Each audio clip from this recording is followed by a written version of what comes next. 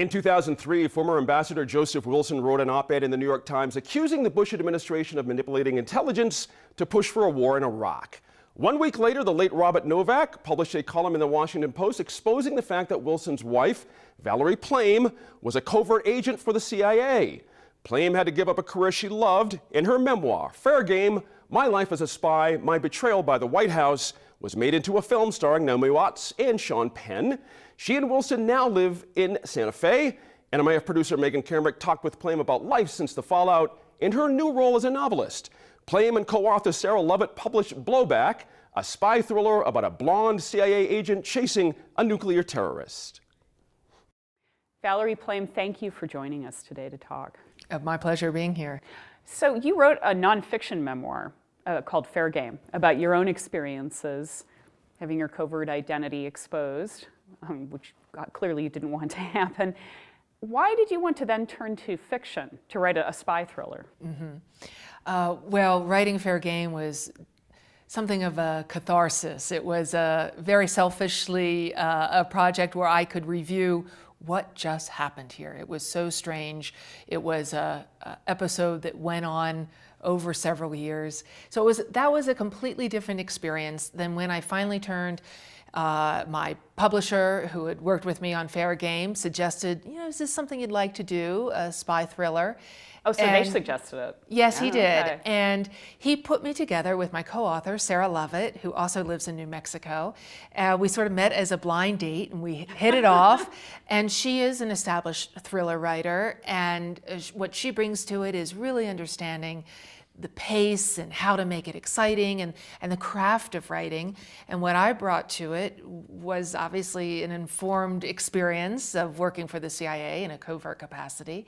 And I also, the other reason that drove me to writing something in fiction was what I have seen, how female protagonists are portrayed in that whole genre, whether it's in the movies or whether it's in literature, I find to be so cardboard and really not realistic at all. So I wanted very much to portray a strong female character that had a lot more going for her besides just guns and sex.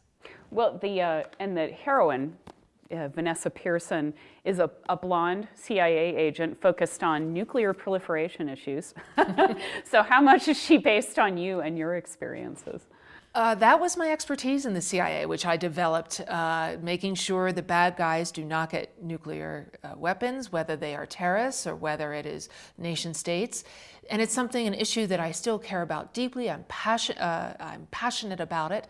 And so it was not much of a stretch to make the central plot revolve around a secret Iranian nuclear facility and how important that is.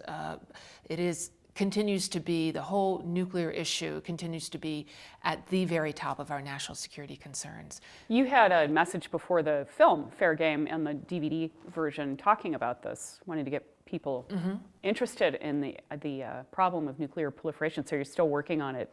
That's right. I'm an advocate for a group called Global Zero, which is a nonpartisan international group that is dedicated to the ultimate elimination of nuclear weapons. And I am fortunate to work with some amazing people that have signed on with it, everyone from Matt Damon to De Niro to Naomi Watts, Gorbachev, Tony Blair, across the political spectrum. And they have done some amazing work in a very short amount of time. So I get to advocate for that, but I also get to write about it in my fiction and make people more aware of what we can do. And we really have simply avoided nuclear catastrophe by luck.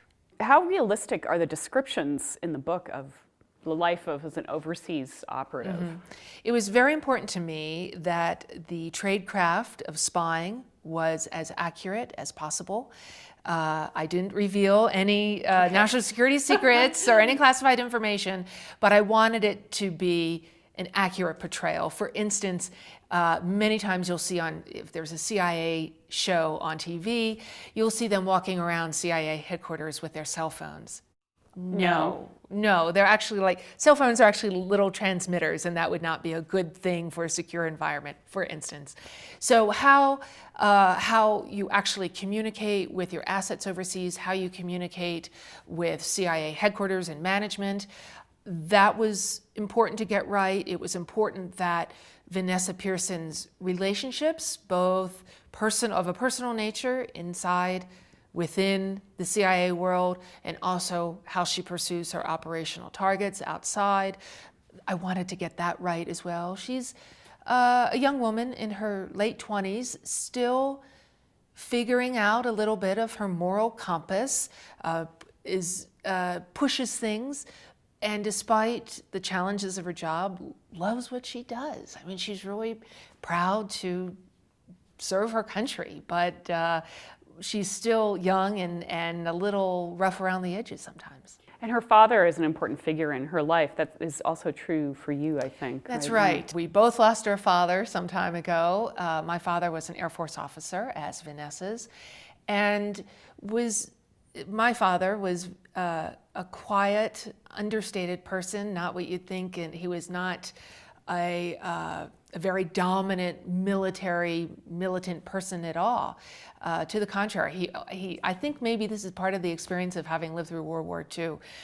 He served in the South Pacific, but he had a joke and a song and a story for just about any circumstance you can imagine. He was, that reminds me.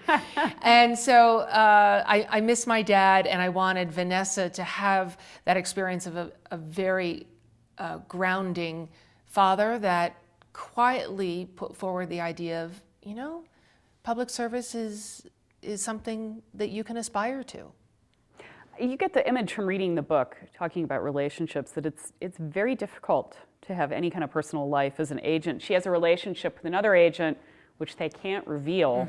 Under the radar. Yeah, very definite. How accurate is that? Very accurate, because the reason in the case of Blowback, Vanessa is a non-official covered officer. That means she has no overt affiliation with the U.S. government. Which is like you. I can't say that. Oh, You can okay. say that, but I had a variety of covers, is what I can say. But so she, to the outside world, she does venture capital on the island of Cyprus and travels extensively. In real life, of course, she's working for the CIA. Her love interest is someone named David Corey. They met at the farm, which is the CIA's training center outside of Washington, D.C., but he's an inside officer, which means his cover is as a diplomat. And so for obvious reasons, for both of their respective operations, they really should not be together because it would compromise both of the work that both of them do, very sensitive. But the attraction is very strong. And they get each other like no one else does. So they do manage to carry on this affair, which, if it were discovered, is deeply problematic for both of their careers. It's clear from the movie Fair Game, based on your memoir, and from this novel, that because of this cover that you have to have as an agent in this particular situation, you have to know so much about all these things: venture capital, Canadian hockey. That sounds equally exhilarating and nerve-wracking.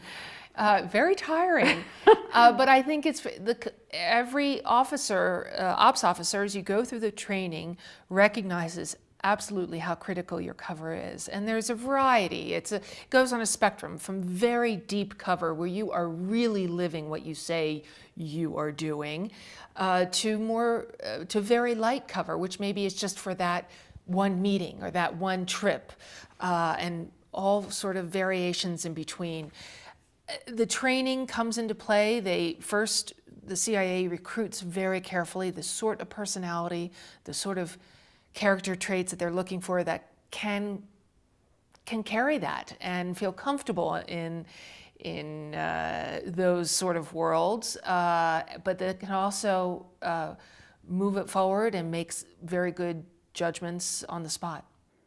And part of the obsession that Vanessa has is this global terrorist named Boot, or that's his nickname, who apparently is working with Iran to develop their nuclear capability. Is this based on an actual person? Or? It is. It is based on a Pakistani nuclear scientist, A.Q. Khan, who is now under house arrest, more or less, in Pakistan. But for years, he was essentially a one-man nuclear entrepreneur.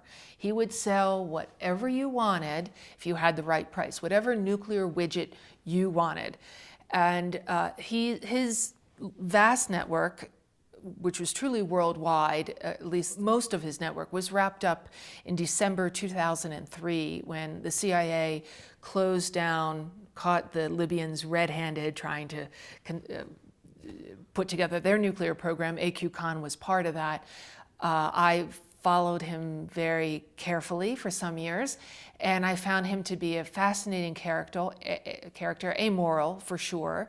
And he continues to be seen as quite the hero in Pakistan, the father of the Pakistani nuclear bomb.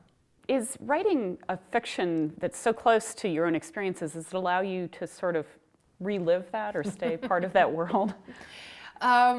Well, the great thing about fiction is you can fix things, right, that didn't go well, and you can make your characters a lot smarter than you are and better at languages and so forth. So that has been certainly satisfying. I miss my job. I loved my career. If none of this had happened, I would be overseas right now with my family and working on these nuclear nonproliferation issues. But that didn't happen. So we moved our family to New Mexico now, almost 7 years ago, and have made our home here. We're very happy in Santa Fe, but we've had to redo our personal lives and remake our professional lives. And hopefully Blowback is the first in a long series of Vanessa Pearson novels. A Bush administration official, at least one who was revealed, Scooter Libby, was eventually indicted for leaking your name as a covert agent to a Washington Post columnist, Robert Novak, although Libby was then pardoned. So you didn't have a choice in terms of losing your career. Once your name was in the public, you couldn't go back to what you were doing. No, it was my name and true CIA affiliation was revealed in a column by a conservative columnist, Bob Novak, who's now gone. And in that moment, I knew my career was over when I read it. I worried about my network of assets because it puts them in jeopardy. Even if we had had a completely innocent relationship, a friendship with someone overseas, you can be sure that their government was taking a very close look at what they were doing. Then there were assets that were putting themselves and their families in quite a bit of jeopardy for having cooperated with U.S. intelligence.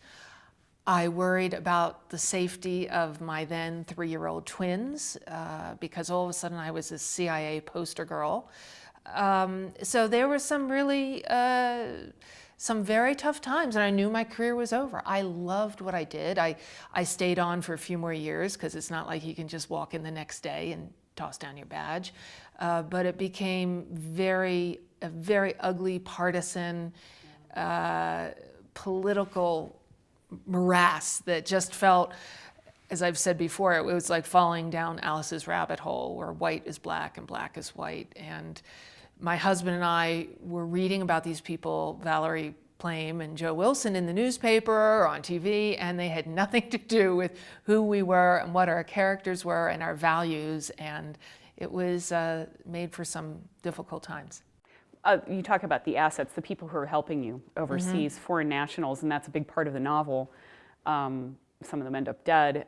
In particular, you're trying to help the family of one, and you do get them out. But the movie that was based on your memoir, Fair Game, implies that some of your assets were abandoned after this all. That's correct. Came Well, down. in Fair Game, there, as with Blowback, it's a composite of characters. The CIA, you can criticize for many, many reasons, and I'm certainly no apologist for them, but they do try to honor their commitments. The people that work for the CIA, both as U.S. citizens, as officers, and those that are recruited and serve U.S. policy interests by giving critical intelligence, the CIA works really hard to honor their commitments, and it doesn't always work out the way that we would like. Is writing fiction a way to address some of these issues in a way people might not pick up, I don't know, a foreign affairs journal, but they might pick up a spy thriller? I hope so. As we know, I was just reading where only one of the 3 networks sent an anchor to cover the funeral and the memorial week of Nelson Mandela in South Africa. The reason being that they said, well, you know, international news is of decreasing interest to Americans. And as someone who has spent most of my adult life living and working overseas and realizing how important that is to understand not only ourselves, but the context, the world we're living in. This is no longer the first couple decades after World War II where the United States was truly the hegemon. No, we need to, economically, we're sharing power and space and resources, and for Americans not to have at least a glimmer of an idea of how these events that they seem very far away, but how they affect their day-to-day life.